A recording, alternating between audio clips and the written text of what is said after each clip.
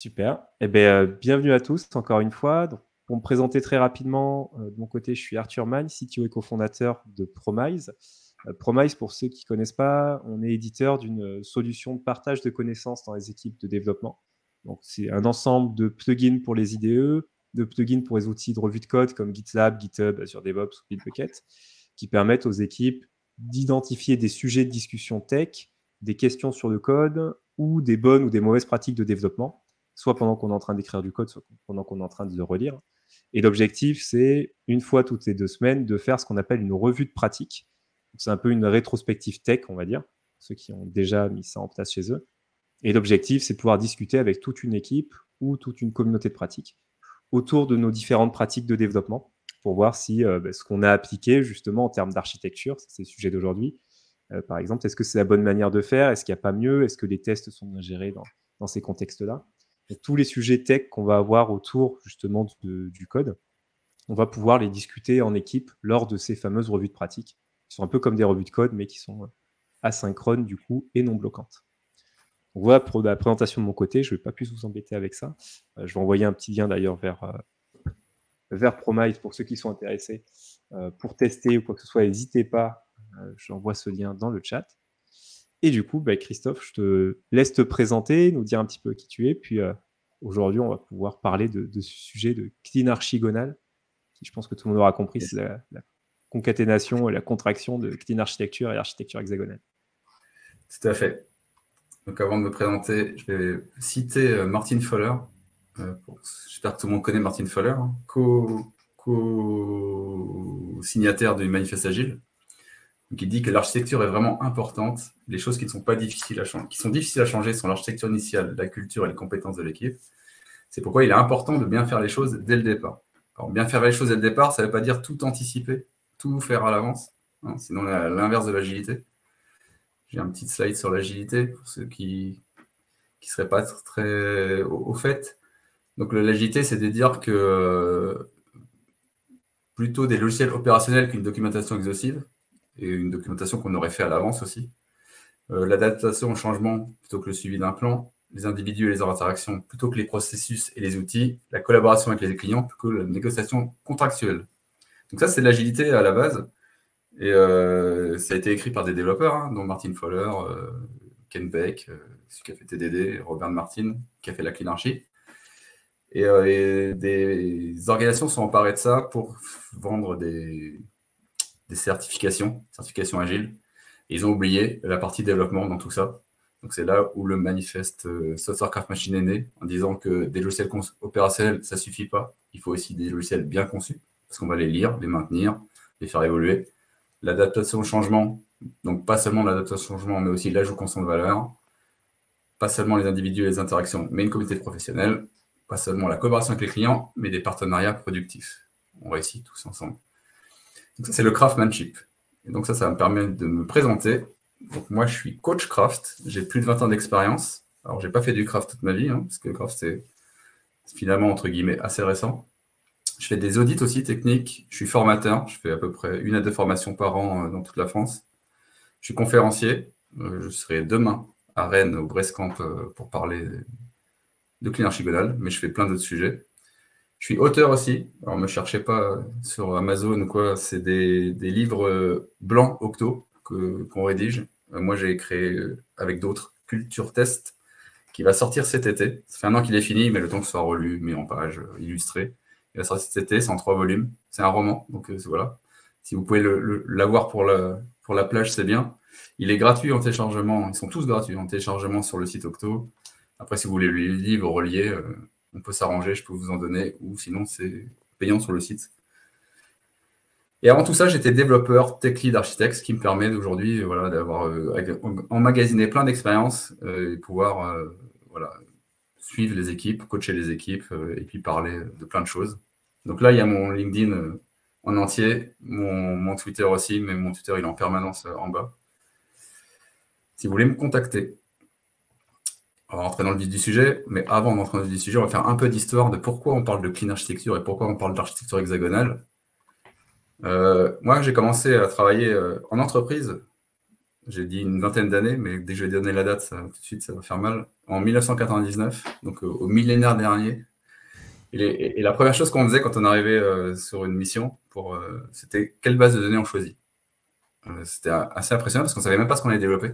On savait juste, voilà, c'est des clients, la poste ou un service public ou autre chose. On ne savait pas ce qu'on allait développer, mais déjà, on imaginait quelle base on allait choisir. C'est vraiment à partir de ça qu'on partait. On faisait le schéma de modèle de données, on définissait les tables, à peu près ce qu'on allait mettre dedans, et après, on réfléchissait à ce qu'on allait développer. Donc, c'est la première décision quand on arrive sur un projet. La deuxième décision, d'ailleurs, c'était une deuxième base de données, mais version bug tracker pour mettre des anneaux. Parce que voilà, les anneaux, c'est inévitable, qu'on pensait. Du coup, on avait un bug tracker. Et après, on développait. Voilà, c'était les seules choses qu'on faisait, qu'on réfléchissait, et après, on développait. Alors, évidemment, comme il n'y avait pas trop de réflexion en amont, on avait des soucis. Des soucis, c'était pas livré à temps. Les gens n'étaient pas contents parce que les utilisateurs étaient mis très loin dans la chaîne. Ça coûtait de l'argent, il y avait des bugs, etc. Il fallait corriger les bugs. En corrigeant les bugs, on engendrait d'autres bugs, etc., etc. Donc plein de soucis, de problématiques de maintenance, d'évolution. Et même quand on partait, les gens qui nous remplaçaient, ils avaient un peu de mal à nous remplacer, justement. Donc la première décision qu'on prenait quand on est remplacé, vous savez c'est laquelle, c'est on fait une refonte, parce que c'est incompréhensible. Et puis ces gens-là se plantent aussi, et puis la troisième équipe dit il faut faire une refonte, etc., etc. Comme on développait comme on pouvait, quand on n'avait pas trop de réflexion à part la base de données, on avait ce qu'on appelle un plat de spaghetti, big ball of mud en anglais, c'est tas de boue. C'est-à-dire qu'on n'avait pas trop de réflexion, donc tout était couplé à tout, c'était un peu tout mélangé, on ne savait pas trop qu'est-ce qui était quoi. Alors au début, on pensait qu'on allait vite, parce qu'on développait rapidement, et puis plus ça allait, plus on devait rajouter des fonctionnalités dans du code spaghetti, ça devenait de plus en plus compliqué. Donc, on commençait à avoir une limite de livraison de valeur. C'était de plus en plus long. C'était pas testé automatiquement. On testait tout à la main. Donc, c'était long à développer, c'était long à tester. On avait des régressions. Quand quelqu'un arrivait sur le projet, l'onboarding était hyper compliqué parce que c'était, tiens, débrouille-toi. Là, le tas de boue, débrouille-toi. Donc, il y avait beaucoup de souffrance. Bon. On avait aussi, on peut avoir aussi des choses comme ça, des arbres de dépendance spaghetti. Donc là, on voit bien que si on veut tirer quelque chose, on tire toute la pelote de laine. C'est un peu compliqué de se repérer. Si on veut créer une petite librairie de tout ça, d'un petit bout, tout est lié à tout, donc c'est compliqué. Et on a un peu du mal à se repérer dans qui appelle quoi, qui est dépendant de quoi, c'est un peu compliqué. Ceux qui ont un peu mal à se représenter cette époque-là, qui existe toujours. J'ai rencontré des choses comme ça en 2018 et 2021. Donc, désolé, si vous pensez que c'était un temps révolu, ça existe toujours. Donc, mais pour ceux qui ont du mal à se représenter ça, si je remets ça dans la vie d'aujourd'hui, c'est comme si votre top manager il vous disait Madame Michu a un problème électrique, merci d'aller la dépanner. Et bon courage.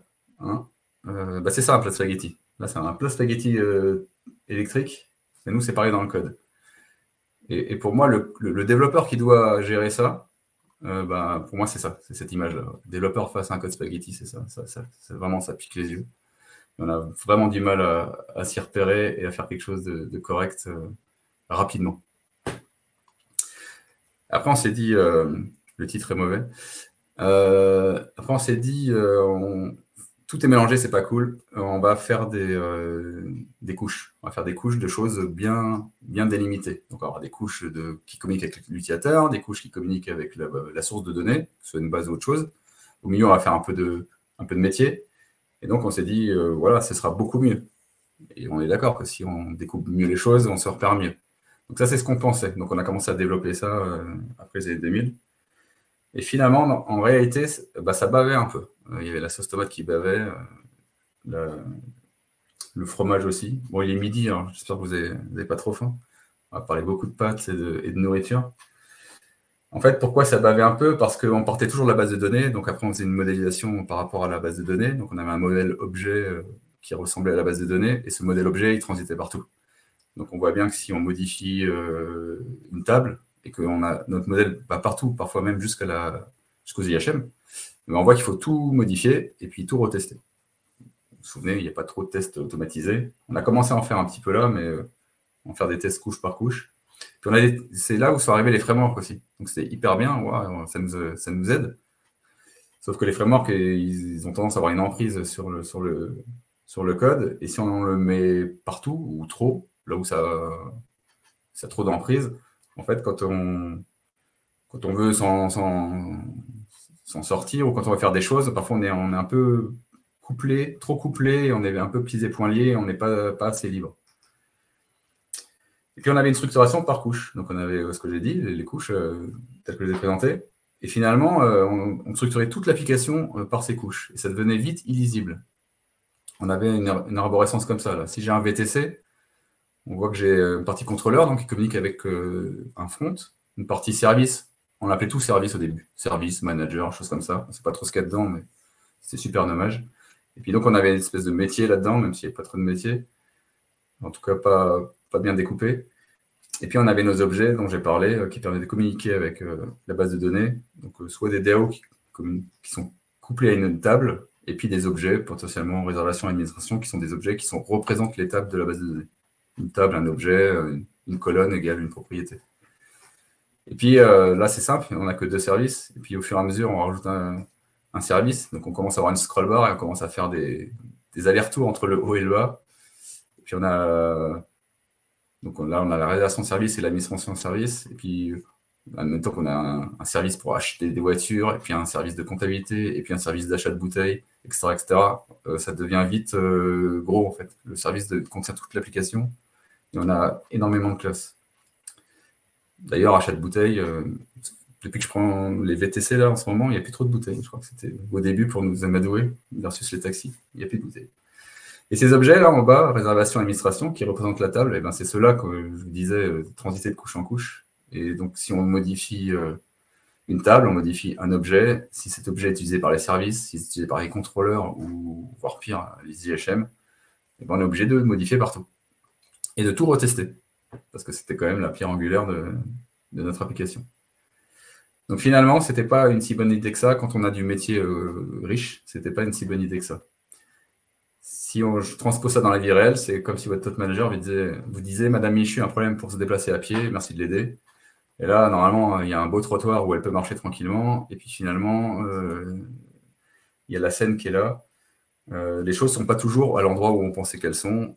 Les choses ne sont pas toujours bien délimitées. Du coup, ça se répand un peu partout. Et on est, pour des problématiques de métier, on est embêté avec des problématiques de persistance parce qu'on utilise les mêmes objets que la persistance, etc. Donc de là sont arrivées l'architecture, les micros. Ah non. Si je vous mets le développeur face à un code en couche, ça donne ça. Il est super content d'extérieur, ça donne ça. Si on regarde l'envers du décor, ça donne plutôt ça. Tout est mélangé, tout est un peu couplé.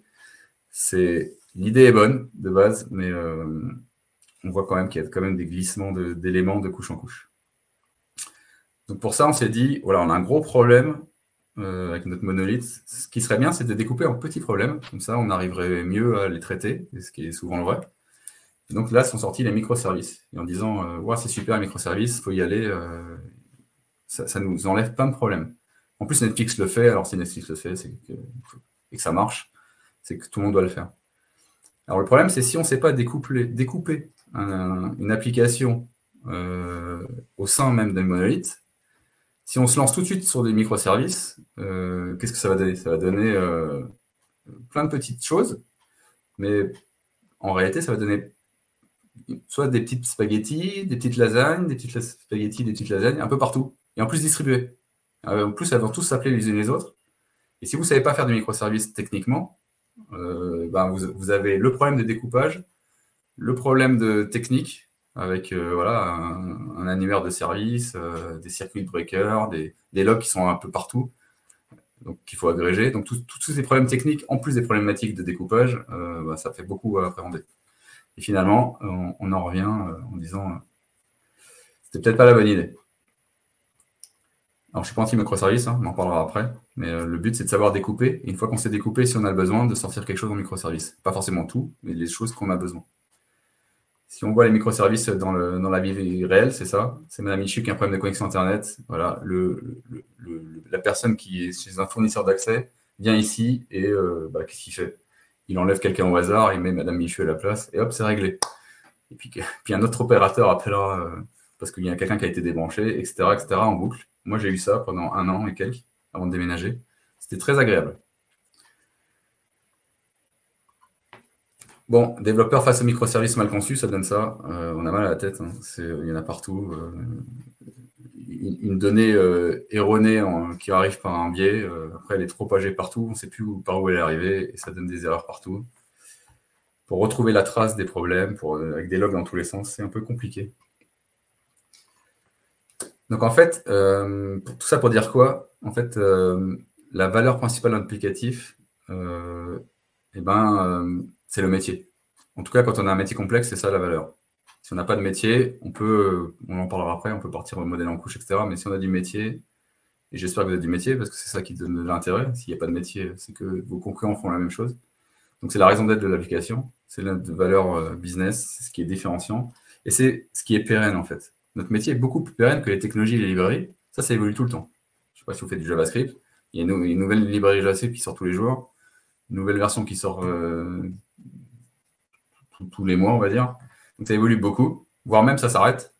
Et là, quand ça s'arrête, oups, ou alors quand ça change, tiens, AngularJS passe à Angular 2, il y a tout qui change, il n'y a rien en commun.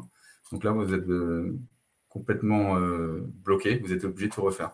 C'est là où je disais que les frameworks, quand ils sont trop couplés, ça pose problème. Donc la construction d'un périmètre applicatif, ça se base sur une architecture logicielle. Et ce système, il vit en fait, il ne s'arrête pas. Il n'a pas un début et une fin. Il vit, c'est un produit, il évolue. Il y a des gens qui vont venir dessus, qui vont rajouter des choses.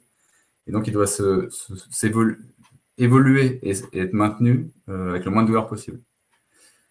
Donc, l'architecture logicielle, c'est hyper important et ça doit protéger donc, la valeur, donc le métier, des intempéries techniques. Donc, on va parler aussi de météo, nourriture et météo. Et donc, comment on fait ça? Eh bien, petit rappel, donc ce que j'ai dit tout à l'heure, ce qu'on appelait les nouvelles technologies à l'époque, qui maintenant semblent très, très, très vieilles, mais à l'époque, on était sur le mainframe dans les années 80 et tout ça, donc tout ces appli web et tout ça, avec du Java, du JavaScript, c'était des nouvelles technologies à l'époque. Tout le monde n'avait pas Internet au début des années 2000. Quand j'ai commencé à travailler, je n'avais pas Internet chez moi. Ça fait vieux, j'ai pas beaucoup de cheveux longs. Donc, on faisait des tests manuels, on avait du code spaghetti, on n'avait pas trop de framework, donc on faisait du code bas niveau, et puis cycle en V. On vous livrera, monsieur, votre applicatif dans 3 ans. Et puis, finalement, c'était 5 ans, parce que un petit peu de retard. Et donc là, il y a des bonnes pratiques qui sont arrivées. À l'époque, il n'y avait pas Promise, donc on était obligé de, chacun avec ses trucs dans sa tête, sur une feuille de papier ou pas. Donc là, on s'est dit, c'est bien d'automatiser quand même les tests. Donc, on a sorti des tests automatisés. On avait des couvertures de code, du coup, c'est devenu un objectif. Ouais, il faut 80%. Donc, spoiler, ne faites pas ça. On avait des modèles en couche, que je dis, les lasagnes, là. Les frameworks sont arrivés, nous ont aidés. En tout cas, c'est l'illusion qui nous aidait. Enfin, ils nous aidaient sur certaines parties, mais on les mettait trop partout. Puis l'intégration continue pour pouvoir voir si tout fonctionnait bien, puis l'agilité aussi à ces époques-là. Et puis, il y a des petits livres qui sont sortis, ou des gens qui ont sorti des blogs, comme le Domain Driven Design, l'architecture hexagonale, la cleanarchy, donc 2003, 2012, 2005. Et bon, c'était pas encore très démocratisé. En 2003, j'ai jamais entendu parler de Domain Driven Design. Et tous ces éléments-là ont fait leur chemin petit à petit avant d'être adoptés, vraiment un peu démocratisés en 2015 en France.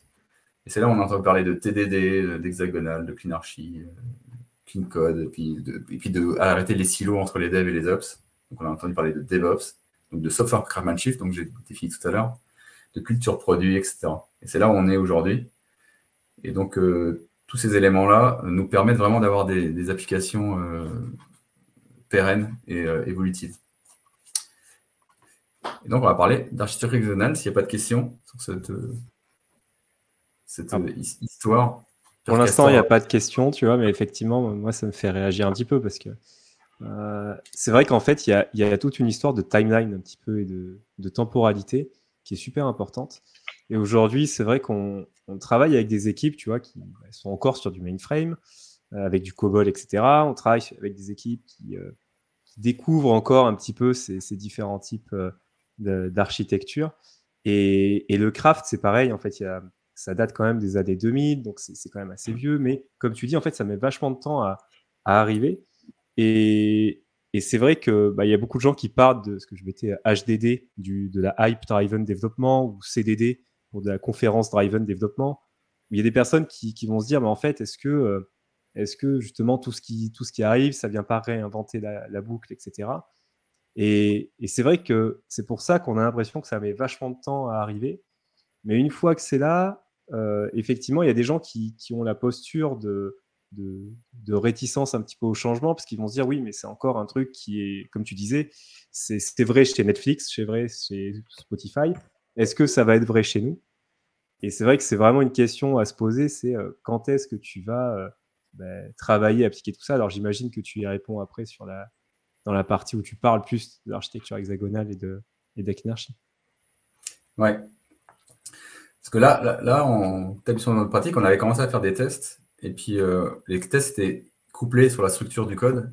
Donc, c'était cool au début. Et puis après, on fait évoluer le code. Et là, les tests cassent. Et puis, au bout d'un moment, on dit, bon, c'est pénible les tests. Il faut à chaque fois maintenir du code et maintenir du code de test. Et maintenir deux choses en même temps, ça devient pénible. Et on a commencé à les désactiver à ce moment-là. Là où l'unité est devenue plutôt après le comportement. Et au milieu, il peut se passer ce qu'on veut. Peu importe la structure. Tant que notre comportement est le même, les tests ne cassent plus. Voilà, on a vraiment progressé là-dessus et sur plein de choses. C'est un bon exemple, les tests. Donc l'architecture hexagonale, c'est quoi? Eh ben, c'est un hexagone. Donc les hexagones, ça existe dans la nature. Les abeilles font leurs alvéoles en hexagone. Ils sont tous les plugués les uns aux autres. Et l'hexagone, il sert à quoi? Il sert à protéger la valeur. Donc protéger, globalement, c'est du métier, mais même si on peut protéger d'autres choses, mais en tout cas, la majeure partie de notre appli, c'est du métier. Donc, on va protéger notre métier. Protéger notre métier de tout ce qui est technologique, tout ce qui est autre, tout ce qui bouge beaucoup, tout ce qui est... parfois, on n'a pas forcément fait les choix au début. On se laisse du temps. Ben ça, on va pouvoir protéger ce métier de ça, d'une absence ou de choix. Donc voilà, un hexagone. Donc pas de technologie. Sauf si vraiment il y a une très bonne raison, mais ça doit être l'exception plutôt que la règle. Si jamais vous faites de la compta et que vous avez une librairie de compta et que vous ne pouvez pas passer outre, peut-être que ce serait plus compliqué de la repousser plus loin que de l'utiliser. En tout cas, il faut savoir que si on le fait, voilà, il y a un équilibre à trouver. Si on le fait et qu'un jour elle change ou elle disparaît, il faudra mesurer l'impact qui peut être accepté ou pas. Donc voilà. Mais globalement, il faut se dire la technologie, c'est ce qui bouge beaucoup, contrairement à notre métier qui est plus stable, qui dure plus longtemps. Donc il faut la repousser. Quand tu parles de technologie, tu parles de quoi? De framework? Pas forcément de langage, mais de librairie. Tout ce qui est framework, tout ce qui est base de données, API, voilà, toutes ces choses-là en dehors. Okay. Alors le langage, évidemment, il faut bien se baser sur quelque chose. Donc c'est la seule chose qui reste dans l'hexagone. Mais on voit bien que si on n'a que du langage, tout à l'heure je parlais d'onboarding, une personne qui arrive sur votre produit, elle ne connaît pas, si elle sort de l'école par exemple, elle ne connaît pas tous les frameworks qui sortent. Par contre, elle connaît bien un langage. Elle va plus appréhender la partie métier, parce qu'elle n'aura que le langage à apprendre. Enfin, le langage, elle connaît déjà, mais elle n'aura que la partie métier à apprendre. Donc, c'est beaucoup plus facile que si on a tout mélangé à l'époque des codes spaghetti, où on avait et de la technologie, et du métier, etc. Et c'était compliqué de tout faire en même temps. Donc là, moi, je trouve que l'archihexa pour un onboarding, c'est idéal. On le met d'abord sur le métier, et puis après, on lui dit, non, maintenant, tu vas faire des accès bases ou des accès API ou autre chose. Des bus de messages, voilà, tout ça c'est la technologie. Et donc pour revenir dans la météo, ce que permet l'architecture hexagonale, c'est une décrue technologique dans la partie métier. Donc on enlève la technologie. Alors pour revenir aussi à la météo, je ne sais pas si vous entendez souvent les gens, je ne sais pas comment ça s'appelle, ceux qui présentent la météo à la télé, qui vous disent il va pleuvoir dans tout l'hexagone, aux 4 coins de l'hexagone. Un hexagone, ça n'a pas 4 coins, ça en a 6. Donc faites attention. Ne vous faites pas avoir. Parce qu'on dit que la France ressemble à un hexagone. Je sais pas, on voit la Bretagne à gauche, l'Alsace à droite. Je sais pas. Alors, il y a une question juste d'Evelyne, effectivement, qui, je pense, est importante maintenant parce que ça permet de de parler de métier, justement. C'est une architecture hexagonale n'entre-t-elle pas en contradiction avec le concept d'agilité?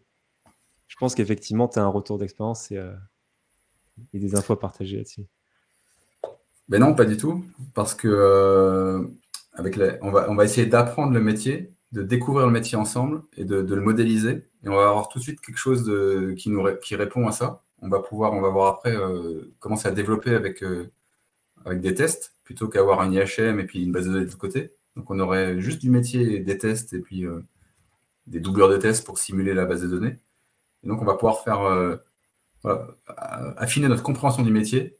On pourra potentiellement même livrer des choses pour que les gens testent, même si on n'a pas de base ou bon, il faudra quand même un front, mais même si on n'a pas de test de base, on peut quand même essayer de voir si en tout cas la compréhension qu'on a eue elle est bonne. Et le but c'est de livrer souvent. Donc, et en étant sûr de ce qu'on livre et en étant sûr que ce qu'on a développé répond aux besoins. Donc non, ça ne va pas du tout en contradiction, ça va même de pair. Ouais, c'était un petit peu ce que j'avais en tête, effectivement. J'ai l'impression que ça va plutôt dans cette direction parce que justement, l'agilité, c'est la notion de réaction au changement, d'avoir des boucles de feedback rapides. Et effectivement, qu'est-ce qui va changer en fait ici? Ça va pas être la technologie plus le métier plus tout ça. En fait, si on a des changements à faire, ils vont se faire au niveau du métier. Et donc, ça va pas forcément impacter la technologie qu'on a derrière, donc les accès bases de données. Donc, j'imagine que des changements que tu vas avoir derrière vont être plus rapides. Et donc, le coût pour l'entreprise va être plus léger. Modulo le coût d'apprentissage, on va dire, de ces types d'architecture. Donc, évidemment, ça, c'est encore autre chose. On pourra en parler après. Mais une fois que c'est bien mis en place, en tout cas, on le voit avec des entreprises qui l'ont mis en place depuis un petit moment maintenant, que justement, la vitesse d'évolution est beaucoup plus rapide que dans des entreprises où on n'avait pas mis ça en place. Ouais. Je vois déjà des phrases qui spoilent un peu le reste. Donc je vais avancer. C'est quoi finalement? Qu'est-ce que l'hexagone? C'est quoi tout ça? Il y a un autre nom pour architecture hexagonale, c'est l'architecture port et adapteur, parce qu'on va mettre ce qu'on appelle des ports et des adapteurs. Donc le port, si on voit le port en vert là à gauche, c'est ce qu'on offre à l'extérieur de notre métier, pas à l'extérieur de notre API. À l'extérieur de notre métier, par exemple, réserver une course de VTC, où on va avoir des choses en entrée, je sais pas, une distance, une heure, un nombre de personnes, et puis ça va nous ressortir quelque chose ou pas. Donc ça, c'est le port, c'est ce qu'on offre à l'extérieur. Et on a le port à droite, le port jaune, c'est ce qu'on a besoin de l'extérieur de notre métier pour fonctionner. Par exemple, si jamais je recherche une course, un chauffeur libre, je vais pouvoir dire j'ai besoin d'un contrat qui me dit quand je vais appeler, ça va me donner les chauffeurs qui sont libres dans le coin. Ou quand on va m'ajouter une réservation à mon système, on va me demander une réservation, je vais l'ajouter à mon système. Après, où je vais l'ajouter? Est-ce que c'est dans une base? Est-ce que c'est dans un fichier? Est-ce que je vais appeler un autre système distant ou proche? Je ne sais pas. En tout cas, le port de droite, c'est un contrat qui dit voilà ce que j'ai besoin de faire avec mes éléments métiers. Ou voilà ce que j'ai besoin de récupérer pour mon métier. Et je ne sais pas du tout comment c'est fait. Et de là, les adapteurs, c'est ce qui se branche au port. Donc l'adapteur de gauche, c'est ce qui va communiquer avec le port de gauche. Et l'adapteur de droite, c'est ce qui va répondre aux exigences du port de droite. Donc, on a un contrat port de droite, donc on va répondre à ces exigences. On peut voir ça en fait comme une prise électrique. Le port, c'est la prise, et l'adapteur, c'est ce qui se branche à la prise. Moi, ma prise électrique, qui est dans le mur, là, elle a un contrat, c'est du 220 volts de trou IMAS, mais elle ne sait pas si je branche mon ordinateur, si je branche mon fer à repasser, si je branche autre chose, un sèche-cheveux. Elle n'en a aucune idée, en fait. Tant que je respecte le contrat, ça se passe bien. Donc la prise, elle est indépendante de la personne qui se branche dessus. Donc là, c'est la même chose. On ne sait pas qui m'appelle à gauche, et on ne sait pas comment est fait la partie droite qui va vraiment faire les actions technologiques de stockage, de récupération ou de communication avec d'autres personnes. On n'a aucune idée de comment c'est fait, et on ne veut surtout pas savoir comment c'est fait. Et le flow, alors là, les flèches qui vont à l'intérieur, c'est vraiment pour montrer la dépendance. Qu'est-ce qui dépend de quoi? Donc tout dépend de l'hexagone ne dépend de rien. Parce que s'il dépend d'autre chose, il va dépendre de quelque chose qui potentiellement ne doit pas connaître. Par contre, le flow d'exécution, il va bien de gauche à droite. À gauche, c'est l'appelant. Et donc on va dans l'hexagone jusqu'à la partie de droite qui est sûrement une base de données ou autre. Et puis on remonte les informations. Là, je dis gauche-droite. Il y a d'autres terminologies. Il y a user-side à gauche, server-side à droite, pour dire que la partie user-side, même si ce n'est pas un user, hein, ça peut être un batch, mais c'est la partie utilisation, en fait, qui va m'appeler. Et à droite, c'est la partie technologique. Alors là, j'ai mis une base, mais ça pourrait être un fichier, ça peut être un appel web service à quelqu'un d'autre. C'est la partie, voilà. Qu'est-ce qu'on fait de ces données, où est-ce qu'on va chercher les données dont on a besoin, ou avec qui on communique. Donc, c'est la partie server-side. Mais il y a d'autres nommages encore, hein.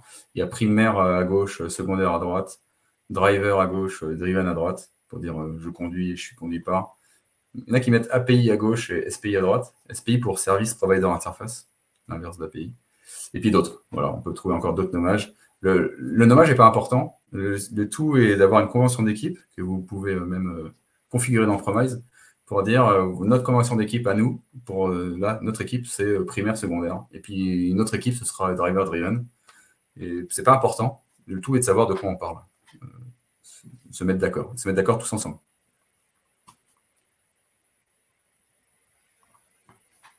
Après, c'est quoi un port, un adapteur, vraiment techniquement? Alors, le port de droite, c'est le plus simple. J'avais dit, c'est le port qui va vers l'extérieur. Donc, c'est une abstraction, un contrat, un rôle. Dans plein de langages, le terme consacré, c'est interface. En Java, en TypeScript, en C#. C'est interface. En Python, c'est protocole maintenant. Donc, voilà, c'est une interface. C'est là où on définit qu'est-ce qu'on veut faire.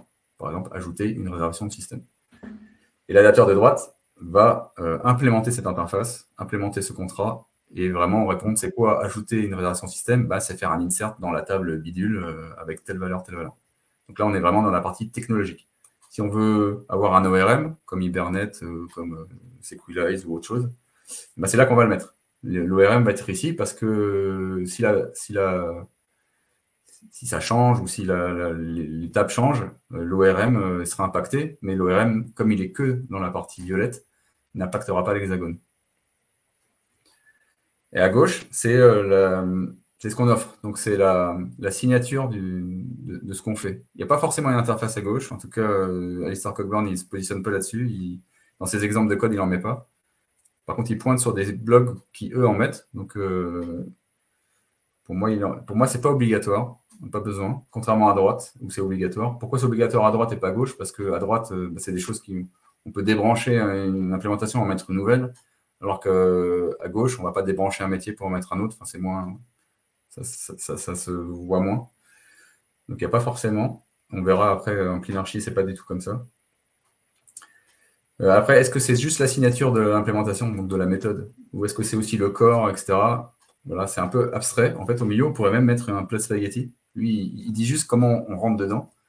Et la partie application au milieu, c'est là où vous avez votre application. C'est là où vous avez votre code, vos règles de métier, etc.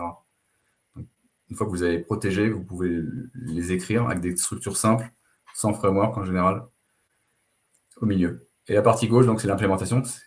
C'est qu'est-ce qui appelle votre hexagone. Donc, ça peut être une API REST, par exemple, qui appelle votre hexagone. Donc, en fait, l'architecture hexagonale vous dit vraiment, avec les ports réalisateurs, comment marchent les frontières, et vous guide pas trop sur ce qu'il y a au milieu. Donc, c'est évolutif, parce que, comme j'ai dit, on ne sait pas qui se branche. Donc, on peut brancher n'importe quoi. Donc là, j'ai un adapteur réel, un contrôleur REST, puis je peux brancher en plus ou à la place un script batch. Et puis, je peux aussi mettre mes tests. D'ailleurs, c'est mon premier adapteur quand je développe, c'est mon test de comportement dont je parlais tout à l'heure, mon TI. Et à droite, pareil, je peux brancher un vrai adapteur réel qui va faire une connexion SQL, une mise à jour SQL, ou alors qui va appeler un web service. Ou alors, quand je développe avec mes tests, ça va être un bouchon, par exemple. Ou toute autre doublure de test, comme un mock, comme un fake, ou peu importe. Donc voilà, on peut débrancher et rebrancher comme on veut. Donc c'est évolutif.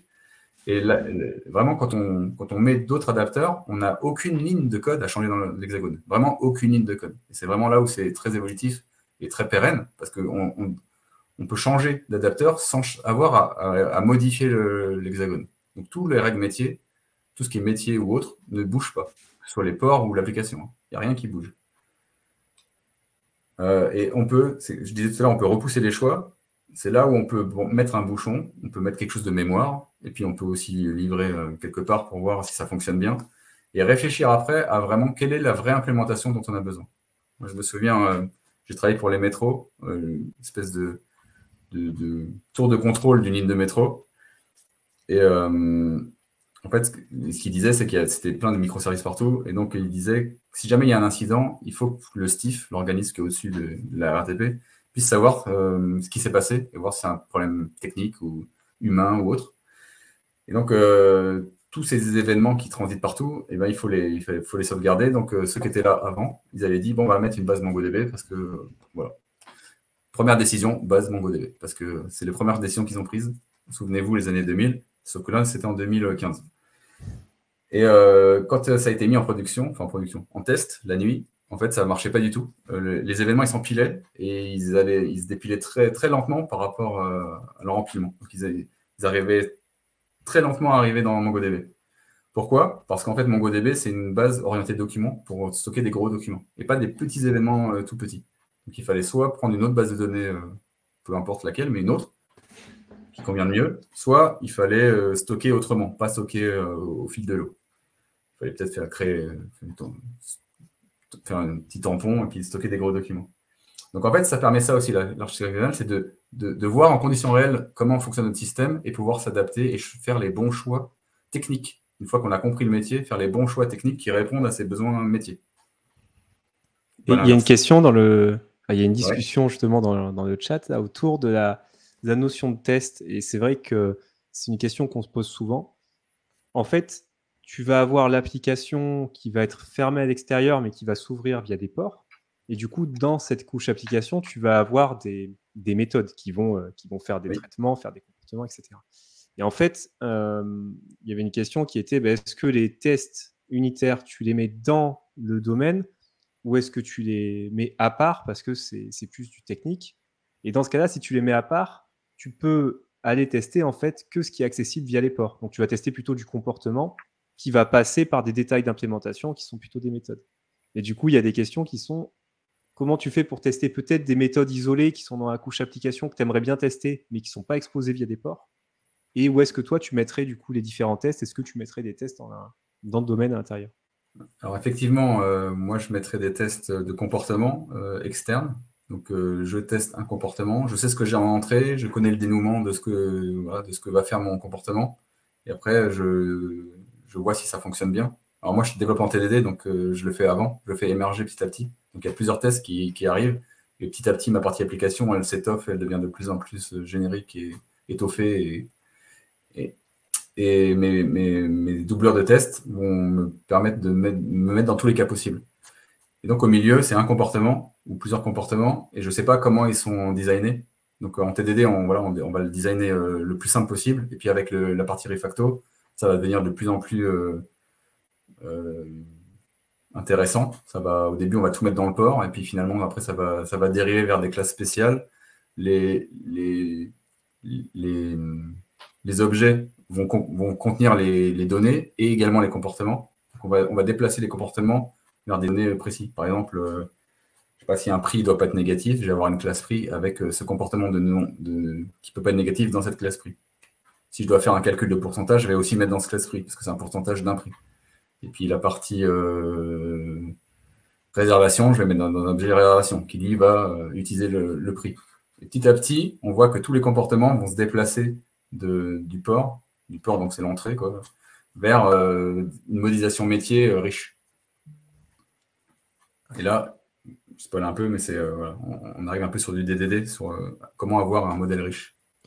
Et du coup, la question en fait qui se pose plutôt, c'est au niveau des types de tests que tu vas avoir et qu'est-ce que tu entends par test unitaire? Parce que c'est vrai que j'ai l'impression que c'est aussi quelque chose qui était réel dans le temps où on avait eu le cas avec une entreprise qui nous disait tiens, si un test appelle une méthode qui elle-même appelle une autre méthode, c'est plus un test unitaire, c'est un test d'intégration. Donc c'est plus unitaire. Et c'est vrai qu'aujourd'hui, j'ai l'impression que c'est plus du tout le cas. C'est un test unitaire, c'est une unité. Tout à fait. Dans les définitions originelles, quand ça a commencé, j'avais mis les bonnes pratiques là. Quand c'est arrivé, c'est un test unitaire, c'est la plus petite portion de code possible. Et c'est là où notre test était fragile parce que dès qu'on bougeait la structure, ça cassait les tests. Donc là, on a plutôt évolué vers l'unité, c'est le comportement et peu importe ce qu'il y a dedans. Il y en a qui ont arrêté de se battre, comme Thomas Pirin, il a arrêté de se battre avec ses définitions et lui, il appelle ça des textes d'acceptation. plutôt que des tests unitaires. Donc, ils gardent l'unité pour des petites portions de code. Parfois, c'est trop coûteux de passer par le port pour tester plusieurs cas possibles je sais pas, si on faisait un calculateur ou quelque chose. Bah, ça vaut peut-être le coup là de faire un test vraiment unitaire sur une méthode précise qui n'appelle rien. Donc là, oui, test unitaire sur une petite portion de code et puis le texte d'acceptation qui est sur le comportement. Donc voilà, ça dépend des définitions, on n'est pas tous d'accord, on n'est pas tous. Moi, j'essaye encore de faire évoluer la définition, mais pour l'instant, j'en suis là. Et d'après ta définition, du coup, justement, de ta manière de tester, ça amène une autre question de Jalil qui dit est-ce que du coup, tu as aucun test unitaire dans le sens, j'imagine, des tests qui vont tester des méthodes d'implémentation. Donc, on arrête de tester en fait un élément de la couche application domaine. S'il n'est pas exposé via un port, pourtant, en fait, tu ne le testes pas. Alors, c'est pareil, c'est l'exception. Normalement, je n'ai pas besoin parce qu'il émerge par le port. Mais parfois, il peut, comme je disais, un calculateur avec plein de valeurs possibles, ça pourrait, exceptionnellement, je pourrais le faire. Je ne m'interdis pas. Mais dans la majorité des cas, on n'a pas besoin. Et quand tu le fais, tu l'exposes via le port ou alors carrément tu… Non, je fais un test directement sur la méthode que j'ai besoin de tester. D'accord. Ouais, directement. Ouais. Et tu le fais dans la couche domaine, du coup, ou tu vas la chercher cette fois-là, dans la couche domaine. D'accord. Ouais. Okay, et tout ce qui est adapteur aussi va être testé, évidemment, avec des tests d'intégration. Donc, on va tester l'adapteur avec, je ne sais pas si c'est quelque chose de SQL, il va se connecter à une base. Donc, on va le tester en test d'intégration, l'adapteur avec la base. Après, est-ce qu'à gauche, on teste aussi en test d'intégration autonome les adapteurs réels? Pas forcément. Il y en a qui vont le faire, donc ils vont plutôt mettre une interface pour le port pour pouvoir mettre un bouchon d'hexagone. Moi, je le teste en bout en bout. Voilà. Il y a plusieurs façons de faire, en fait. Il n'y a pas une façon de faire et chacun doit expérimenter et voir celle qui lui convient le mieux. Mais à chaque fois, il y a des avantages et des petits inconvénients, donc il faut voir celle qui convient le mieux à l'équipe, pas à chacun, à l'équipe. C'est une décision d'équipe. Une fois qu'on s'est mis d'accord, voilà, tout le monde suit la convention. C'est là, effectivement, où je rebondis sur ce que tu dis, parce que c'est vraiment ça qui nous a fait créer Promise. C'était le côté, chaque personne et chaque équipe et chaque entreprise a sa manière de penser, a sa manière de structurer ce qu'ils appellent des tests unitaires, leur manière de gérer les composants, d'instancier ces tests, de gérer l'architecture. Et c'est vrai que ça se ressent dans le chat, en fait, en lisant justement les différents échanges. On sent qu'en fait, chacun a un peu sa définition, chacun a sa manière de faire. Et je pense personnellement qu'il n'y a pas une seule bonne manière de faire. Et à la limite que voilà, il n'y a pas une personne, que ce soit Thomas Pierrin ou toi ou n'importe qui a la solution. Parce qu'à chaque fois, il y a des gens qui ne vont pas être d'accord. Qui vont dire, bah non, parce que moi, je ne suis pas d'accord, dans mon contexte, c'est pas pareil, etc. Donc le tout, j'imagine que c'est plutôt de vous mettre d'accord en équipe, de voir si ça marche bien pour vous et d'être agile en fait dans la méthode. Hein, parce qu'on est agile sur le côté projet, mais soyons agiles aussi sur les méthodes qu'on applique. Et en fait, vous devriez être capable de voir si aujourd'hui, ce que vous avez, c'est pertinent ou pas, si ça pourrait être plus évolué, si justement ça pourrait être plus efficace. Mais effectivement, l'architecture hexagonale de base que tu présentes, ça donne au moins un cadre commun qui a été validé déjà et qui est assez partagé par l'industrie, qui nous permet d'initier justement la démarche. Et derrière, j'imagine que c'est ouvert et évidemment, comme tu dis, il ne faut pas être dogmatique sur « Ah non, il n'y a absolument rien qu'on va tester dans la couche application domaine ». Si tu es sur une méthode utilitaire qui est super importante et qui doit être gérée, par exemple, pour des raisons de performance, etc., et que ça, c'est jamais exposé par le port ou qu'il y ait une autre limitation, j'imagine que tu peux effectivement faire sortir du cadre. Il n'y a pas la police du code qui va arriver derrière et qui va vous dire « Attention, tu as fait une injection de dépendance qui n'allait pas, c'est pas possible ». Non, tout à fait. D'ailleurs, ces façons, tu parles d'injection de dépendance, ces façons de plugger n'importe quel adapteur, c'est ça, c'est par une inversion de dépendance. Et une des façons d'inverser les dépendances, c'est d'injecter les dépendances. Ce qui fait qu'on ne connaît pas l'implémentation et on peut injecter n'importe quelle dépendance. Mais oui, on peut tester différemment, oui, c'est comme tu dis, ça dépend, il n'y a pas de réponse dogmatique, tout à fait. Mais bon, si je privilégie le comportement, je le fais. Si je vois que c'est plus compliqué par là, donc passer par l'hexagone, je ne vais pas le faire parce que ça va m'apporter moins d'avantages que de le faire directement. Mais globalement, j'essaye par le comportement si je peux. Ouais. Et il y a Florian qui fait un très bon résumé. Hein. Il dit j'ai fortement l'impression qu'on parle tous de la même chose, mais avec des termes un peu différents. En fait, on veut tous aller dans le même sens, on a tous la même idée à peu près, mais les termes sont un peu différents, la manière de faire est différente. Et c'est ça, hein, entre une équipe et l'autre, même au sein d'une même entreprise, c'est le cas. Alors, entre différentes entreprises, c'est encore plus le cas. Et c'est intéressant justement de pouvoir en discuter, de pouvoir voir les apports, les pour et les contre des différentes méthodes, parce que c'est là qu'on progresse en fait, d'avoir des retours d'expérience, etc. Ouais. Alors, on voyait avec les méthodes en couche, où il y avait parfois sur certaines fonctionnalités, il n'y avait pas de métier. Les gens qui testent couche par couche avec des doubleurs de test, finalement ils testent la doubleur de test. Là, c'est peut-être pas utile de faire couche par couche, méthode par méthode. C'est mieux de faire un test de bout en bout, parce que finalement, c'est que du passe-plat. On le verra aussi après. Si on a le temps, ça avance. Donc, comme l'hexagone ne connaît pas l'extérieur, voilà, aux frontières, qu'est-ce qui se passe? Ce que dit Alistair, c'est que la partie intérieure ne doit pas fuir vers la partie extérieure. Donc, les ORM restent en dehors, le métier reste dedans, et puis il y a une communication qui se fait, et puis des mappings qui se font de part et d'autre. Là aussi, on pourrait aller, est-ce que vraiment le métier ne sort pas à droite ou pas? On pourrait partir dans le débat aussi. Là, je vous dis ce que Alistair dit. Il y a quelques fois, tu vois, où on a des cas aussi à la limite où typiquement, on a eu le cas sur notre projet où on utilise MongoDB, puis il y avait des problématiques de performance assez fortes, et on avait tendance à récupérer la donnée de la base de données, à la traiter côté métier, justement, parce que là, c'était vraiment du traitement métier. Sauf que parfois, en fait, c'était beaucoup plus performant de le faire en passant par des agrégations Mongo, avec des agrégations complexes. Et dans ce cas-là, en fait, on est en train de déplacer du métier vers la couche infra, parce que si jamais on change de Mongo vers autre chose, on perd en fait tout le traitement qui est fait. Il faut le refaire.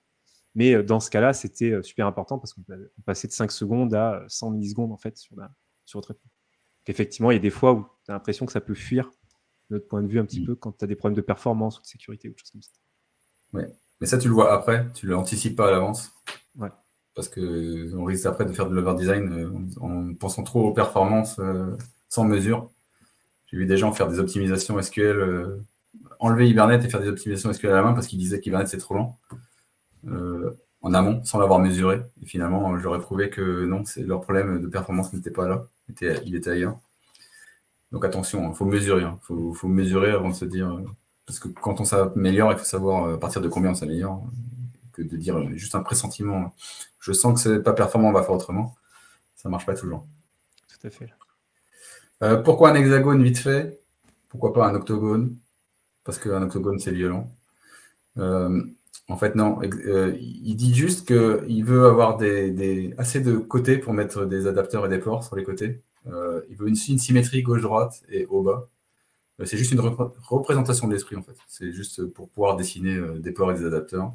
D'ailleurs, il a une double hexagone sur les vrais schémas, pour dire que ce qu'il ne veut pas, c'est qu'on, par exemple, on a un package infrastructure, on aurait la partie adapteur de gauche et la partie adapteur de droite dedans. Lui, il n'aime pas ça, l'histoire covalente. Il dit non, à gauche, c'est à gauche, à droite, c'est à droite, et puis au milieu, c'est l'hexagone.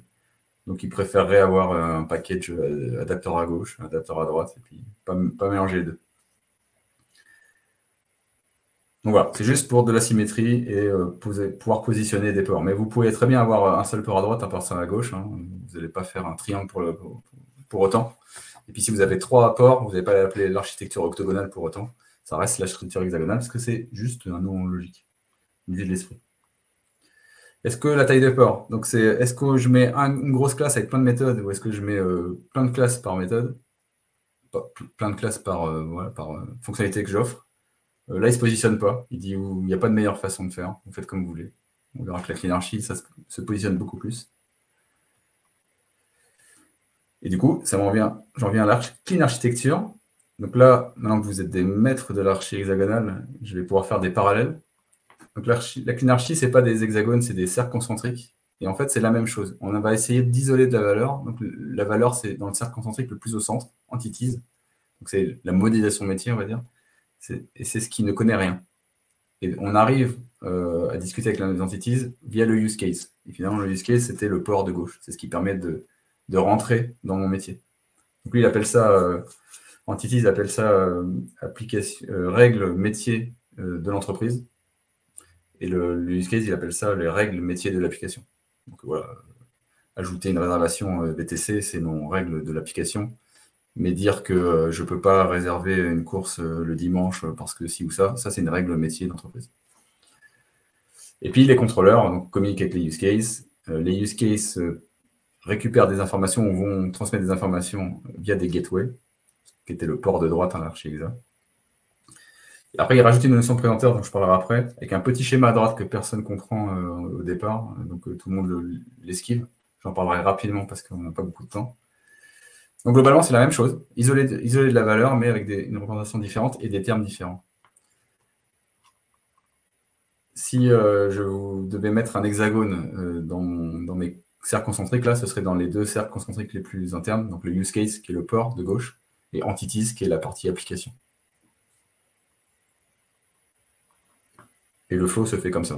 On part du contrôleur, on attaque le use case qui met en place des entities, qui lève des comportements, des règles de gestion, et qui communique avec des gateways pour mettre à jour ou récupérer des informations. Donc, comme l'archi-exa, si on veut que ce soit pérenne et dans le temps, il faut éviter de mettre de la technologie. Vous allez mettre beaucoup de technologie dans les contrôleurs, beaucoup de technologie dans les gateways, mais pas dans ce qui est au centre. Donc, il faut des frameworks, je ne suis pas anti-framework non plus, mais il faut les mettre là où ils ont une plus-value, là où vous nous aidez. Il ne faut pas les mettre là où vous nous contraindre et nous embêter. En fait. Donc, c'est ça qu'il faut faire. Et les frameworks, il faut s'en servir, il faut que ce ne soit pas une contrainte. Donc, sauf si vous avez vraiment un besoin, on n'est pas dogmatique, mais en général, il faut bien réfléchir. Ça, c'est le petit schéma qui était en bas, que j'ai reproduit. Donc, en fait, le use case, c'est là au milieu, ce qu'il appelle use case interactor. C'est ça la partie je réserve une course de VTC. Donc, c'est ça que j'appelle de l'extérieur, qui lui va communiquer avec des gateways pour mettre à jour des données ou récupérer des données. Et donc, contrairement à l'archi-exa où il n'y a pas de position forte, là, donc le Bob dit il faut une interface à gauche. Le use case n'est accessible que via une interface. Donc, c'est le use case input port qu'on voit en bas. Donc, il y a une interface pour rentrer dans le use case, pour rentrer dans le search. Et le use case interactor est l'implémentation de cette interface. Donc, le contrôleur utilise le use case via l'interface. Il ne connaît pas l'implémentation. Ce qui fournit aussi le contrôleur, il fournit le use case définit dans sa méthode, il ne renvoie jamais rien, le use case, mais il définit une interface de présenteur qui va permettre de mettre en forme les données qu'on va fournir à l'extérieur, qu'on va fournir au contrôleur. Donc, il dit, voilà, j'ai une interface, et c'est cette interface que je vais appeler avec les données. Et je ne sais pas ce que ça fait, mais en tout cas, je vais l'appeler. Je te garantis que je vais l'appeler, et mon use case ne me renvoie rien. Les données seront transmises via cette interface. Et donc, charge au contrôleur, au moment où il appelle le use case, il appelle la méthode du use case, de lui fournir une implémentation de ce présenteur qui va faire quelque chose avec ces données. Par exemple, j'ai des données métiers, je vais les transformer en JSON, parce que moi, j'ai besoin de fournir un flux JSON, parce que je suis un contrôleur REST, par exemple. Donc, cette partie mapping, avant où l'archi-exa, on récupérait des données et après, le contrôleur faisait ce mapping, là, il fournit quelque chose qui est chargé de faire ce mapping, qu'on appelle un présenteur. Et l'interface, il appelle ça un use case output port. Donc, c'est la petite partie Sioux qui est compliquée à comprendre au début. Finalement, une fois qu'on l'utilise, c'est pas si compliqué que ça. De là à dire qu'on l'utilise tout le temps, pas forcément. C'est selon l'usage. J'en parlerai encore après. Et donc, le flux de contrôle, c'est ça. Le contrôleur qui appelle le use case en lui fournissant un présenteur. Et après, il se contente de lire les informations du présenteur. Donc, le JSON tout fait, par exemple. Et le use case ne connaît pas cette technologie de JSON ou de Excel ou autre chose. On pourrait transformer ces données en Excel, JSON, XML, peu importe. En toute autre chose, lui, il ne les connaît pas. Mais il envoie ces données via le présenteur, via l'interface du présenteur. Et donc, si je représente... Sur cette partie-là, juste, souvent, nous, on voit l'implémentation de la clean architecture en front et l'architecture hexagonale en back. Parce qu'en front, tu vois, ce modèle que tu présentes, ça marche bien avec du Redux, avec un système de store où en fait, tu as les gateways après qui sont les appels, etc. Est-ce que pour toi, en fait, cette clean architecture, elle a autant de sens dans du back que dans du front? Est-ce que tu peux mettre en place de l'hexagonal également dans du front? Question très... Ouais, on peut faire les deux. Comme je dis, tu pourras avoir un contrôleur côté back qui a plusieurs façons de restituer les données. Tu pourras avoir un contrôleur REST qui l'appelle et qui veut du JSON. Puis tu as un batch qui l'appelle et lui, il veut je sais pas, un CSV. Donc tu pourrais appeler le même use case en lui fournissant un présenteur différent. Et lui, il l'utilise. Donc ça peut marcher en back ou en front. Il n'y a pas de règle. En tout cas, c'est bien d'utiliser ces architectures de découpe, enfin de découplage de ce qui est métier, de ce qui est intelligent, de ce qui est technologique, React et compagnie. Donc on peut utiliser du React, mais voilà, il faut repousser là où ça a de la valeur et essayer de ne pas être impacté. Comme je disais tout à l'heure, quand AngularJS a disparu, a laissé place à Angular 2, qu'il fallait tout refaire, ceux qui avaient tout couplé là-dessus, ils étaient obligés de tout refaire. Alors ceux qui avaient un peu découplé une archi exa, ils avaient pas tout à refaire. La partie du milieu était pérenne. Ils n'avaient plus qu'à refaire leurs adapteurs différemment. Tu parles de nous, là? Parce que c'est ce qui Non, nous est arrivé, en fait. Mais ça arrivé, c'est plein de gens. Justement, tu vois, en retour d'expérience, on avait tout couplé, c'était une catastrophe. Et aujourd'hui, on est en train de mettre du React alors qu'on a du AngularJS. Et en fait, on a implémenté la clean architecture front qui nous sauve la vie clairement sur le fait que tout le React et tout l'AngularJS, c'est dans un endroit très précis. Du coup, les développeurs qu'on reçoit chez nous, ils connaissent rien en AngularJS et pourtant, ils arrivent à développer facilement parce qu'en fait, Angular, c'est, je sais pas, 5-10% du code front. Tout le reste, c'est du JavaScript et du TypeScript. Et ça me permet de poser une autre question de Axel, mais à laquelle justement on est en train de répondre. Ce type d'architecture, est-ce que c'est valable pour un projet de type startup dont le métier change souvent? Et c'est vrai que si je réponds moi de mon côté avec l'expérience de startup, ça sauve la vie, vraiment. C'est pas quelque chose à ignorer. Dans notre contexte, le métier change tout le temps parce que les utilisateurs changent tout le temps de manière de faire et puis on découvre des choses tout le temps. On a de l'architecture hexagonale en back, de l'architecture en front. Et heureusement qu'on a mis ça en place parce qu'avant, on ne l'avait pas. Et avant, c'était très compliqué. Quand on nous demandait des nouvelles fonctionnalités, on avait peur d'aller toucher l'existant. Il y avait du métier mélangé avec de la base de données, etc. Donc, c'est un poil coûteux à apprendre, par contre, cette méthode. Il faut vraiment être carré. Il faut avoir des personnes qui ont déjà expérimenté, qui forment les autres. Donc, il faut être vraiment dans une démarche d'amélioration continue. Il faut le faire petit à petit. Il ne faut pas tout transformer. Il faut le faire juste sur des parties du code qui sont importantes et qui bougent. Mais clairement, une fois que c'est mis en place, c'est le bonheur. Hein. Je ne sais pas si Christophe, toi, tu as un autre regard. Non, je suis d'accord. Je suis tout à fait d'accord. Je sais qu'il y en a il y a des détracteurs de ça qui disent en start-up, on ne sait pas si on va vivre demain, donc il faut aller au plus simple. Et puis si jamais on survit, on fera mieux. Mais moi, je suis d'accord que ça coûte pas plus cher. Ça coûte pas plus cher quand on est bien aguerri, hein, évidemment. S'il y a la phase de formation, c'est plus long, mais ça ne coûte pas plus cher de développer comme ça. À toute sa nuance, elle se fait là où c'est exactement ce que tu viens de dire. On a fait un webinaire aussi sur le TDD et il y avait des questions sur est-ce qu'on peut faire du TDD en startup. C'est pareil en fait. Si jamais personne n'y connaît rien en TDD ou en architecture hexagonale ou clean archi, qu'on démarre la startup et qu'il faut qu'on sorte un MVP en 4 mois, on ne va pas se former sur le TDD, sur le DDD, sur l'archi hexagonale, etc. Ça prendrait déjà plus de 4 mois. Donc évidemment, ça n'a pas de sens. Par contre, s'il y a des gens qui sont déjà aguerris et qui représentent une bonne partie de l'équipe, évidemment que la question ne se pose même pas. Mais c'est exactement ce que tu dis. Voilà. Si personne n'y connaît rien, il ne faut pas forcément se lancer là-dessus. La startup, ce n'est pas le meilleur environnement pour apprendre des choses, évidemment. Surtout en TDD, une fois qu'on est bien aguerri, développer sans TDD, c'est développer dans le brouillard. C'est quasiment impossible de faire marche arrière, en fait. Quand on a passé le pas du TDD, c'est dur de développer dans le brouillard, parce que TDD, on a un feedback immédiat. Vous voyez, là, on met des doublures, on développe notre métier qui est grâce à l'archi-hexa qui évolue petit à petit. Et on voit des choses arriver, on est serein sur ce qu'on fait, on refacto, etc. On sait qu'on n'a rien cassé. Je parlais au tout début, on corrigeait, on cassait. On arrive, il y a un bug, parce que parfois il y a des bugs, alors c'est pas la majorité, mais parfois il y en a. Et ben on met un test qui met en évidence le bug, on corrige, on est sûr qu'on a corrigé. Tout ça, c'est des bonnes pratiques. Si je représente la clean archi sous forme d'hexagone, à l'inverse, donc notre contrôleur et notre implémentation de présenteur, c'est la partie adapteur à gauche. Notre use case, que ce soit l'interface ou l'interface du présenteur, c'est la partie verte. Notre gateway, elle est à droite, c'est l'adapteur qui va communiquer avec une base ou autre chose. Et puis, on va avoir une abstraction de ce gateway pour faire de l'injection de dépendance, pour ne pas dépendre directement du gateway, qui est notre interface jaune à droite. Et puis, au milieu, c'est la partie entity. Donc là où l'archi-exa te dit, voilà, développe comme tu veux l'application, là, on dit quand même, c'est les règles métiers. Donc, ça nous sous-entend d'avoir une modélisation un peu comme ça, VTC, qui a des types de courses. Chaque type de course a un prix au kilomètre. Et puis, chacun a des data et des comportements. Donc, les comportements ne sont pas dans le use case. Les comportements doivent être là-dedans. Et le DDD, qui se marie bien avec tout ça, nous pousse à faire ça aussi. Nous pousse encore plus.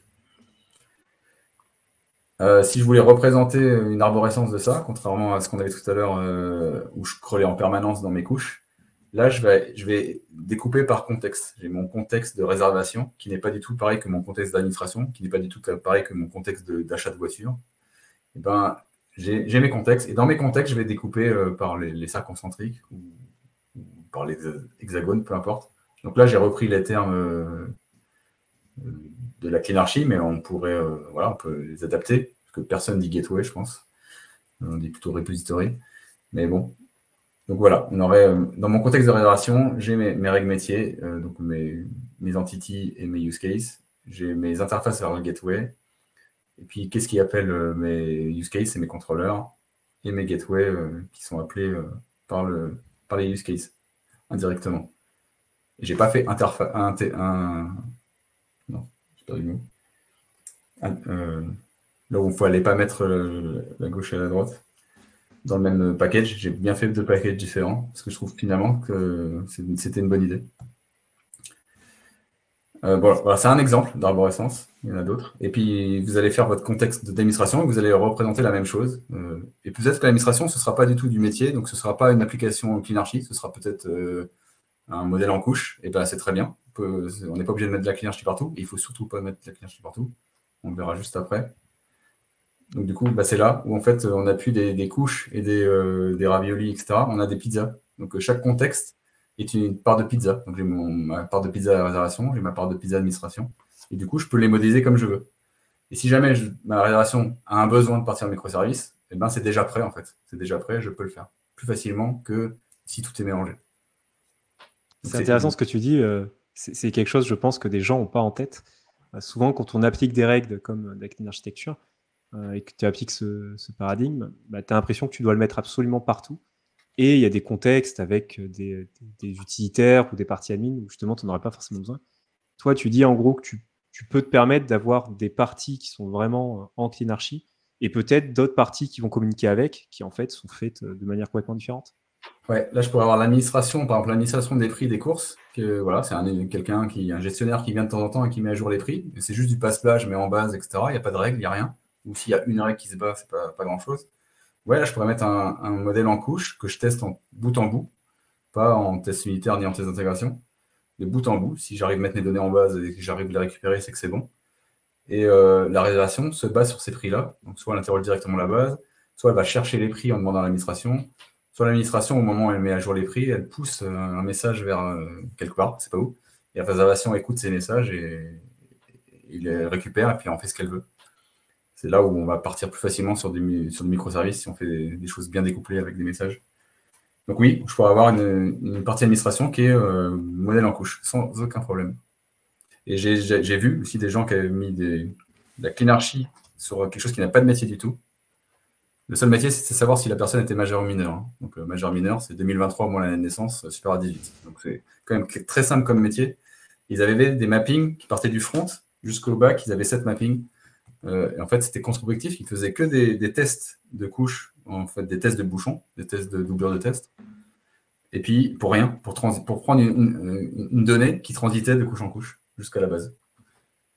Donc ça n'avait aucun intérêt. Enfin, jusqu'à la base, non. C'est jusqu'à quelqu'un d'autre qui allait récupérer cette information et qui faisait, lui, les règles métiers, donc qui étaient déportées dans une autre appli que la leur. Donc là, non, ça n'a pas de sens.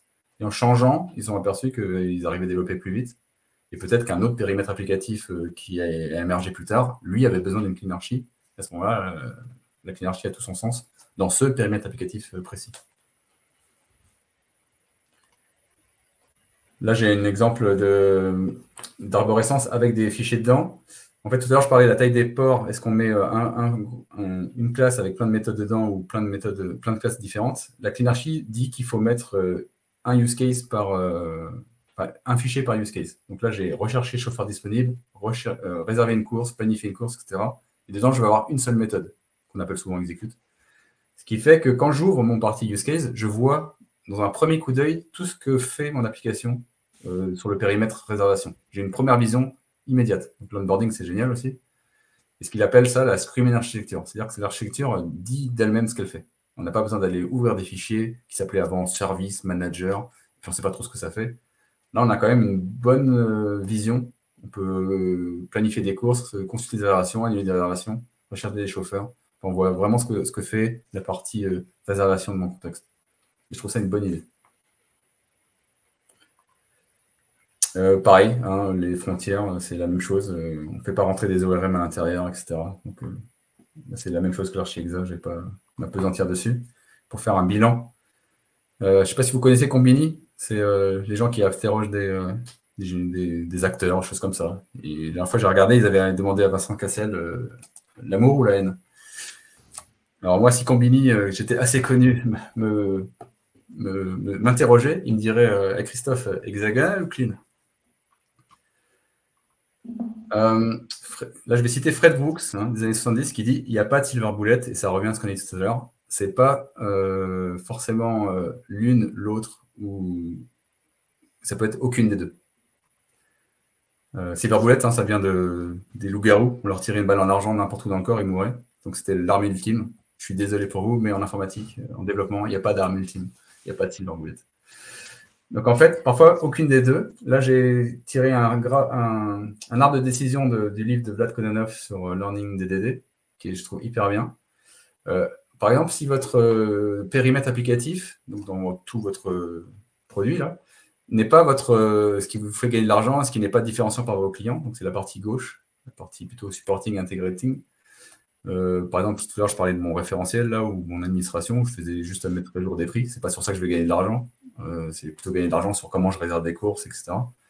Et bien là, j'ai pas beaucoup de métiers en général, donc je vais faire plutôt du transaction script, donc du modèle en couche, sans aucun problème. Et je vais faire pour tester, je vais pas faire ma pyramide des tests habituelle, là où on parlait de tests bout en bout, tests d'intégration, et tout en bas, beaucoup de tests unitaires. Vu que je fais que du passe-plat, je vais faire beaucoup de tests d'intégration, de tests de bout en bout. Je vais peut-être même faire quasiment que ça. Et puis voilà, j'ai réussi à mettre des choses en bas, j'ai réussi à les récupérer, nickel. J'ai une règle qui se bat, c'est bon.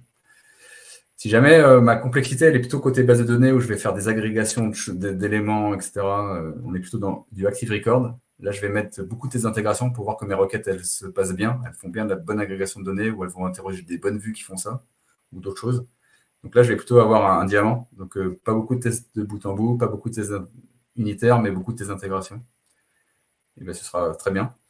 Et la partie droite, quand on est dans mon cœur métier de mon applicatif, donc là, plutôt la réservation des courses VTC, si je faisais ça, et ben là, je vais, si j'ai pas des transactions monétaires ou des logs et des choses comme ça, là, l'architecture hexagonale ou la CleanArchy a tout son sens. Parce que là, on va avoir du métier, beaucoup de métiers, là, ça va avoir tout son sens.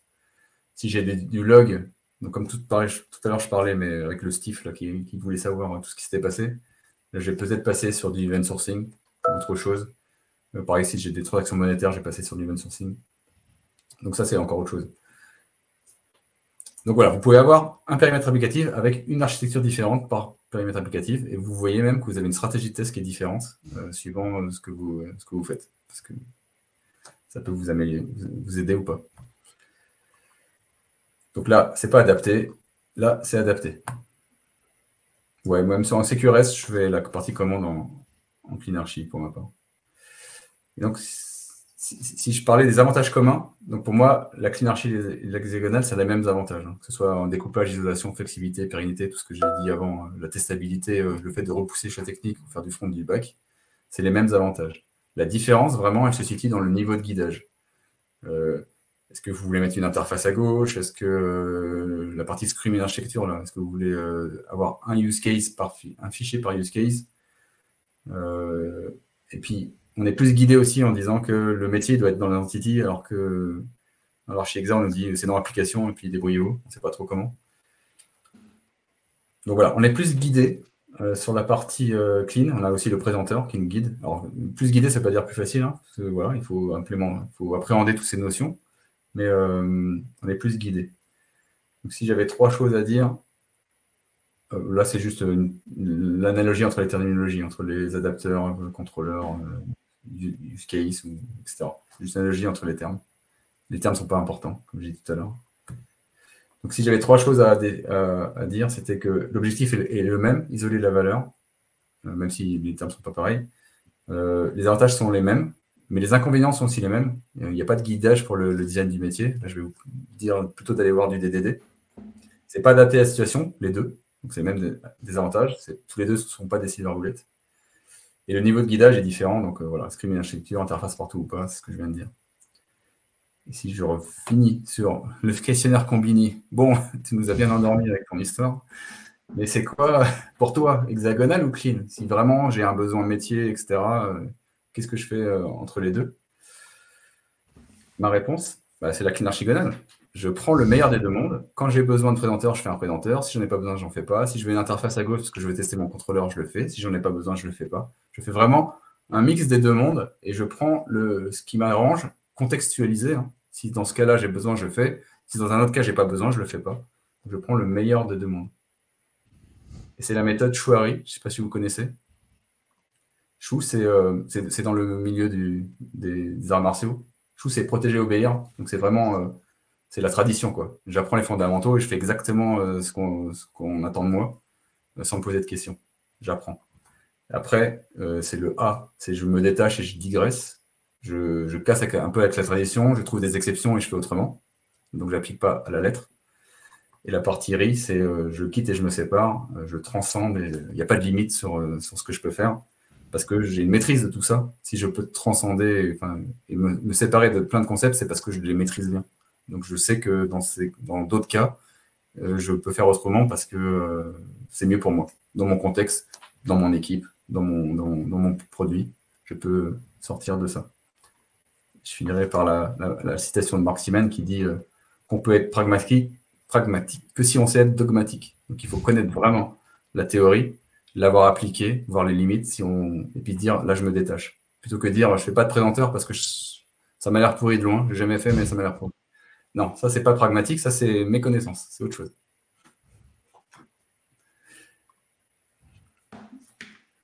Et chez Octo on est très très sur la planète, très orienté planète, donc mon complexe ressources finies. Donc moi j'ai envie de dire, voilà, l'archi-hexa, ça s'applique bien à ça. Hein. On fait vraiment les bons choix, les bonnes technologies, suivant les bonnes données. Et pas, on imagine en amont des microservices partout, des technologies partout, et puis finalement ça ne s'adapte pas. On casse, on change, on refait, on modifie, on rachète des nouveaux serveurs, etc. Ça, c'est pas bon. Ne faites pas ça. Je ne sais pas s'il y a d'autres questions. Super, en tout cas, c'est vrai que j'aime beaucoup l'approche avec le côté Chouari. Ça répond à une dernière question qu'on avait de David qui justement reboucle avec ce que tu viens de dire sur le côté, quand tu travailles dans une entreprise, si je résume un peu la question, tu travailles dans une entreprise où il y a des manières de faire qui sont là depuis des années, il y a du turnover, tu as différents types d'architecture qui se croisent. Aujourd'hui, en fait, on se pose la question de caractériser tout ça en se disant, en fait, est-ce qu'on fait du DDD, est-ce qu'on fait de la clean archi, est-ce qu'on fait de l'archi hexagonale, etc. Je ne sais pas s'il faut vraiment caractériser absolument la méthode de travail parce qu'elles sont différentes d'un contexte à l'autre, d'une équipe à l'autre. Par contre, effectivement, d'après ce que tu montrais, Christophe, c'est assez important d'avoir des guides, d'avoir des bases qui sont un peu le chou où tu vas appliquer la tradition de la clean architecture et de l'archi hexagonale pour pouvoir après t'en détacher. Si tu te dis, en fait, mes adapteurs, je ne vais pas le faire différemment, mes tests unitaires, je ne vais pas les mettre là, et puis en fait, je vais le faire que sur une partie du code, etc. Ouais. Elisar Cockburn, il fait pour tester, pour développer et tester la partie hexagonale, il montre comment il faut faire. Il dit que les tests unitaires, donc comportement par le port, Après, il dit les tests d'intégration également par le port. Et là, on ne va pas mettre une doublure, on va mettre le vrai adapteur. Donc, on va pouvoir développer l'adapteur comme ça. Et puis, après, on va faire le contrôleur. Et à la fin, on va faire de bout en bout. Moi, j'ai fait ça. J'ai vu des limites. Repasser à chaque fois par le métier pour tester l'adapteur de droite, ça ne m'a pas convaincu. Donc, je l'ai fait. J'ai vu les limites. Maintenant, moi, je ne le fais plus. Je développe directement mon test d'intégration sur l'adapteur parce que j'ai fait la théorie, j'ai vu ce que ça donnait. Et dans mon contexte à moi, je trouve que ce n'est pas utile. Donc, je me suis détaché de cette façon de faire. Il y a plein de choses comme ça. Je parlais de la taille des ports, il dit il n'y a pas de meilleure façon de faire. J'ai fait les deux. Je me suis aperçu que moi, je trouvais une meilleure que des deux. Donc moi, si, pour moi, il y a une meilleure, dans mon contexte à moi, il y a une meilleure façon de faire. Donc, je me détache de ce dont je ne suis pas d'accord. C'est là où c'est la clean archigonale, quoi. Je me détache des choses qui ne vont pas et je me raccroche à d'autres choses qui existent déjà ou que moi, je trouve que j'invente, entre guillemets, pour mener à mieux ma mission et avec les équipes, pas tout seul. Ouais, c'est important de ne pas se forcer à suivre effectivement un dogme en particulier et de se dire il faut absolument qu'on aille là-dessus. Mais c'est important que les équipes soient conscientes que ça existe et que ça peut les aider sur ces problématiques de métier qui sont complexes. Parce que justement, si elles ne sont pas au courant, elles ne peuvent pas aller dans la bonne direction pour évoluer. Donc en fait, ce qui est important, c'est de comprendre vraiment les problématiques métiers, les problématiques de l'équipe, et que l'équipe puisse justement discuter effectivement, comme tu dis, Johan, il faut s'adapter à son contexte, il faut être pragmatique. Mais j'aime bien ce que tu disais par contre sur le pragmatisme, de dire tu peux être pragmatique si déjà tu as été dogmatique ou si tu as déjà la connaissance, que tu as déjà l'expérimentation que tu es derrière. Tu peux pas juste être pragmatique en disant non, en fait, l'agilité, ça m'intéresse pas. Nous, on va faire des trucs un peu à l'arrache. On n'a pas besoin de ça. En fait, effectivement, il faut comprendre des tenants et des aboutissants pour pouvoir se dire ok, on peut transcender et faire différemment. Ouais, c'est ce que j'avais fait sur le TDD il y a très très longtemps. Dans c'est quoi cette connerie On fait des tests alors qu'on n'a pas de code. Donc voilà. Une fois que j'ai testé, j'ai pu avoir un avis et ça m'a changé, ça a changé mon avis. Il y a d'autres choses que j'ai testées où j'ai dit c'est quoi ce truc pourri et puis c'était effectivement pas adapté à moi. Voilà. Il faut vraiment tester et puis après voir si on adopte entièrement, si on se détache, etc. Il y a une question de Nabil qui dit est-ce qu'il y aurait moyen d'avoir les slides? C'est une question pour toi, Christophe. Est-ce qu'ils sont partagés quelque part? Est-ce qu'ils existent à un endroit? Ils ne sont pas partagés quelque part, mais ouais, je peux. Envoie-moi un message et je te les enverrai. Parfait. J'en profite d'ailleurs. Ils seront dans le replay. Ouais, ils seront dans le replay, effectivement. Si tu les partages, on pourra aussi les mettre éventuellement sur le replay. J'en profite pour partager un petit peu des prochains webinars qu'on va avoir avant l'été. On va faire un break quand même pour le mois d'août. Donc, on en a un dans 2 jours sur l'onboarding pour les équipes tech. Donc, ça parlera aussi un petit peu d'architecture. Et j'aimais bien ce que tu disais sur l'onboarding, Christophe, en disant la clean archi, ça permet aussi de découvrir le code plus facilement et le métier plus facilement sans avoir le mélange de tout ce qui est techno en même temps. Là, on va en parler avec Georges et Sébastien, qui sont VP Engineering et Engineering Manager dans 2 startups scale-up.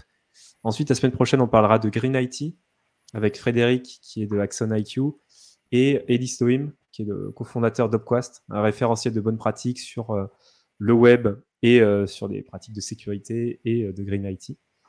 Et le 11 juillet, on va avoir un webinar un peu plus haut niveau, on va dire, donc un peu moins technique, et qui va mettre en avant des questions importantes pour essayer d'identifier quels sont les indicateurs, quels sont les checklists un petit peu qu'on peut avoir pour suivre les équipes et pour identifier des équipes qui seraient sous-performantes sur la partie delivery ou qui seraient justement surperformantes.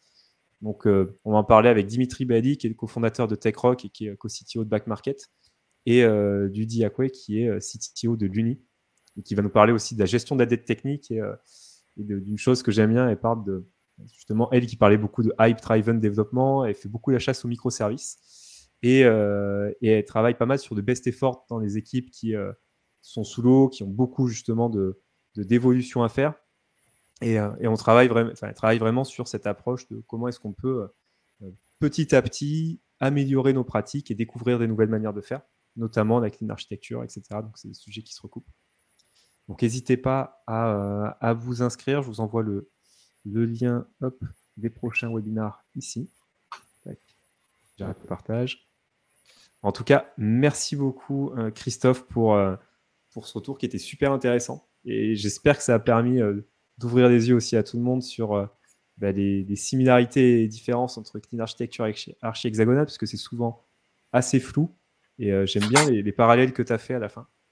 Et les explications justement sur dans les deux cas, comment l'un peut s'intégrer dans l'autre avec les schémas de hexagonal ou de la clean archi. Donc, en tout cas, merci. Normalement, vous verrez des hexagones partout sur la planète maintenant. Maintenant, ça me saute aux yeux. C'est vrai. Comme derrière moi. Merci pour l'invitation, c'est top.